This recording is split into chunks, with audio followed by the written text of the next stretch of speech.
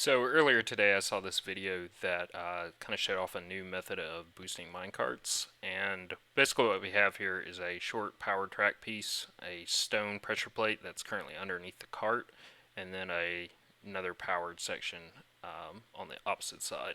So what happens is a cart will kind of fall from the sky, which will bump this cart that's currently on the stone pressure plate up and onto the powered rail, which will then propel it off wherever you want it to go. So I was kind of playing with this idea because I thought it was pretty ingenious, and I wanted to kind of use that basic concept to mimic the passenger detection systems that we used to use before 1.5 and before we got the new powered rails. So after a lot of fooling with it, I've come up with a method that works pretty well.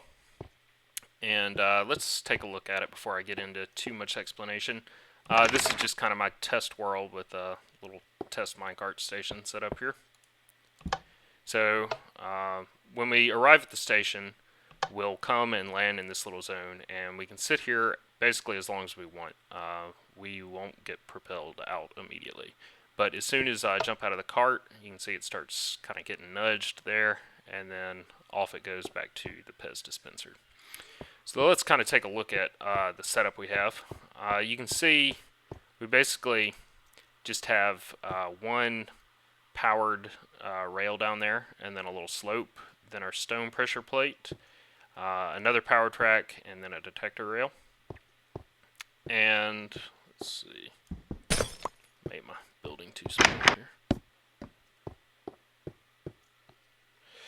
So I'm going to stick my cart back in.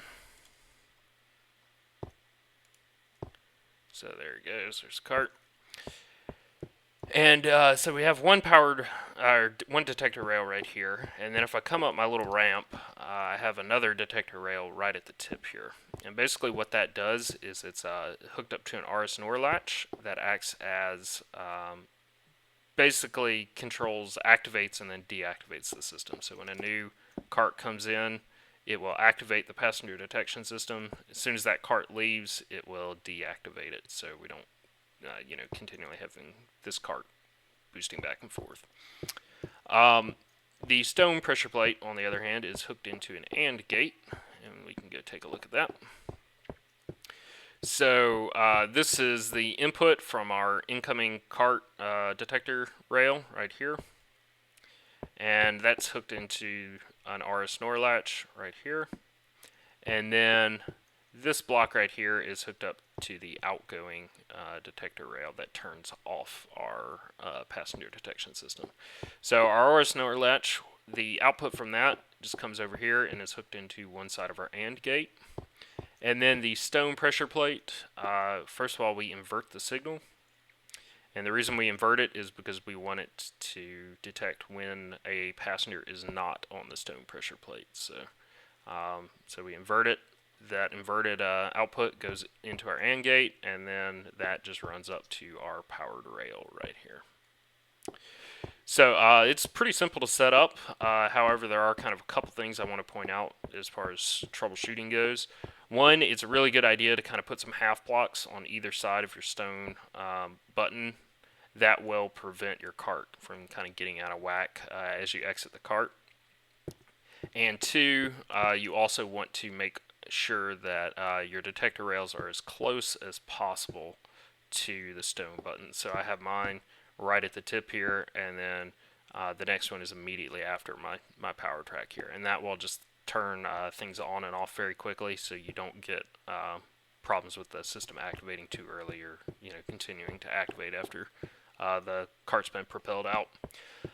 The last thing that you might want to do is kind of what I've done here. As far as the incoming detector rail that's up on top of the ramp, I have a couple of extenders set up at their longest setting here.